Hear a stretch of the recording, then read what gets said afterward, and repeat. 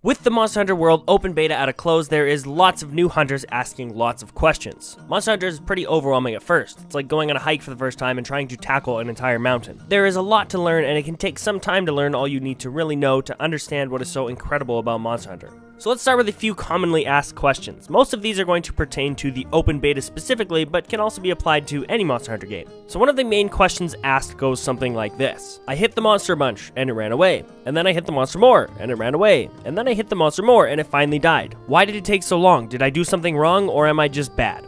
Well, short answer, yes, you're just bad. But really, this is how the game works. It's often referred to as boss fight the game. The main chunk of the gameplay will be selecting a quest, killing the quest target, and repeating, and it does take some time to kill the monsters. You will, however, as you get better, be able to defeat monsters quicker the better you get, and the more you learn how the game plays. Are quests always 20 minutes long? Why can't I explore as long as I want? Well, quests for Monster Hunter demos are always cut down to about 20 minutes. Whereas in a quest in the full game, you will have a full 50 minutes to complete your task. As for exploration, many people are wondering if there will be a free roam mode to explore the detailed maps, and yes, there will be. In the full version of the game, after the main quest is completed, you'll have the option to go back to base camp and explore freely, as well as I imagine there will be a free hunt mode like in previous games where you can freely explore and hunt what you find without needing to accept a quest beforehand. I'm not 100% sure this will be a feature, but there is a pretty high chance that it will be. Is there a story, or is it just find monster, hunt monster, and repeat? Well, as I mentioned before, the find, hunt, carve loop is the main portion of the game, but yes, there will be a story, albeit it will probably be a little bit of an extra side bit to flesh out the world more. Story has never been a focal point of the Monster Hunter games, and it probably won't be in World either. It does look like there's going to be a bit more of a focus on story this time around, but we don't know really to what extent it's going to be so far. All we do know is there is a campaign mode. You will meet a bunch of different characters and have some cool cutscenes to watch. So do I need to play previous titles to understand the story?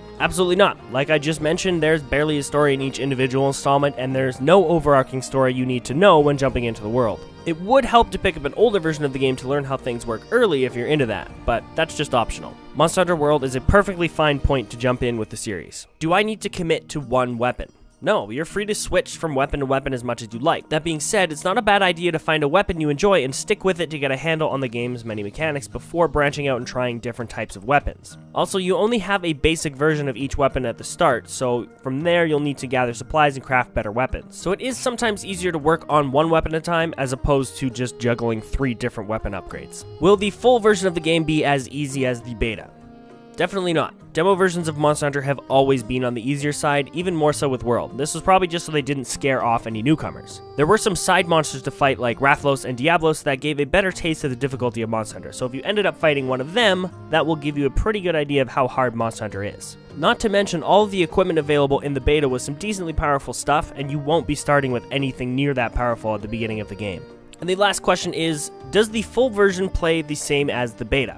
Yes and no. We talked about things like the time limits being longer and having more ability to explore free of a time limit, but the main draw of the game is the grind and the difficulty. The full game will allow you to fight a whole bunch of different monsters, and the big difference will be the ability to actually use the items you carve off the monsters to make better weapons and armor so you can tackle bigger and tougher monsters.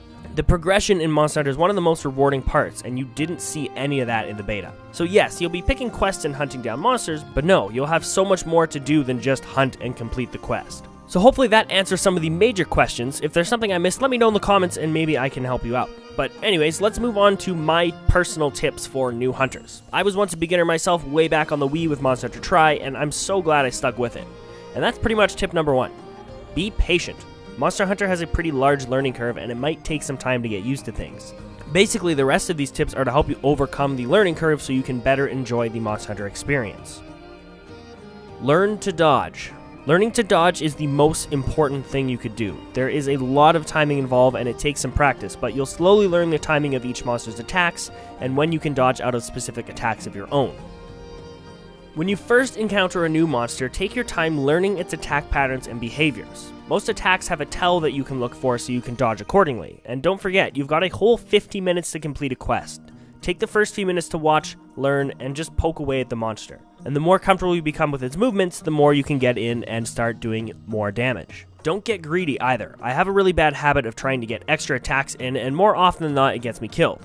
You can be aggressive, but you need to watch for the tells and back off when necessary. This also kind of depends on what weapon type you are using. If you are using a slower type of weapon, you probably don't want to be as aggressive as if you're using a quicker weapon like dual blades, for example, where you can dodge around the monster's feet and be attacking pretty much non-stop.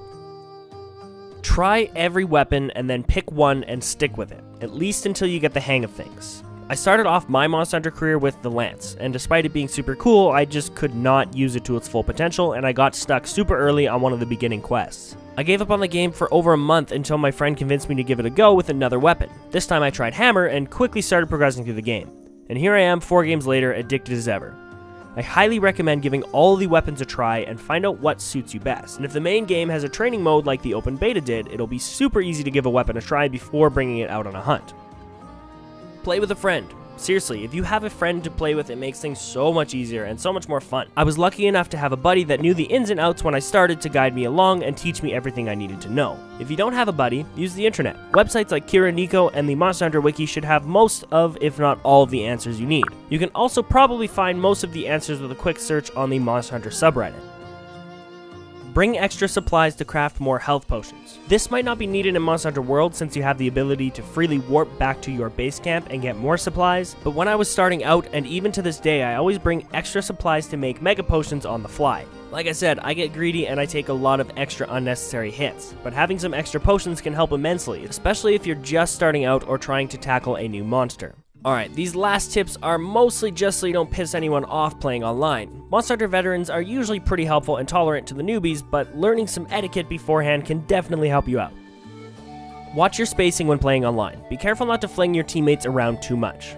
There are specific attacks with some weapons that will launch a teammate into the air or blast them off around the ground. You should definitely take note of which attacks those are with your weapon of choice, so you don't end up launching your pals all over the place. Also, keep an eye out for people that use hammer or longsword or similar weapons. For the most part, hammer users will take point at the face, so feel free to jump in there, but if you get flung, it's your own fault. Same goes for longsword users or really any of the longer bladed weapons. Make sure you give them space to cut the tail. Each weapon will kind of have its own job that you'll learn as you go. You don't necessarily have to stick to these jobs, but it's kind of the way things go. Blunt weapons are usually positioned at the face and sharp weapons at the tail. There are a couple of exceptions, but that's the gist of it. If someone online helps you with a quest, try and help them with one of theirs, and especially don't drop into someone's room and just post a quest, at least not without asking first. Usually a room will have a rotation going on for who picks the quests, and if you're jumping in as the 4th hunter, you don't get to post your quest first. Help out a bit and then you'll get your chance to post. If you need a quest done real bad, make your own lobby and then people can choose to come help you. All this being said, we're not sure how matchmaking will work in World, but it's probably safe to assume you'll be able to set up or join 4-man lobbies and post or accept quests from there. So just make sure you wait your turn. People are far more willing to help you complete your quests if you help them complete their quests first. And finally, quests in Monster Hunter give you 3 lives. If any combination of you dies 3 times, it fails the quest. So if you die twice, just hang back at base camp and let the veterans finish the monster off. For the most part, you'll probably get carried by veterans through the early stages of the game if you're playing online. And we don't usually mind bringing a beginner along as long as you don't fail the quest for us. Hopefully this helps out a lot of you new hunters out there. These are all the things I learned myself when starting out, and I hope you can put them to good use. Monster Hunter is just such a rewarding experience, and it would be a shame to miss out on it just because of the learning curve.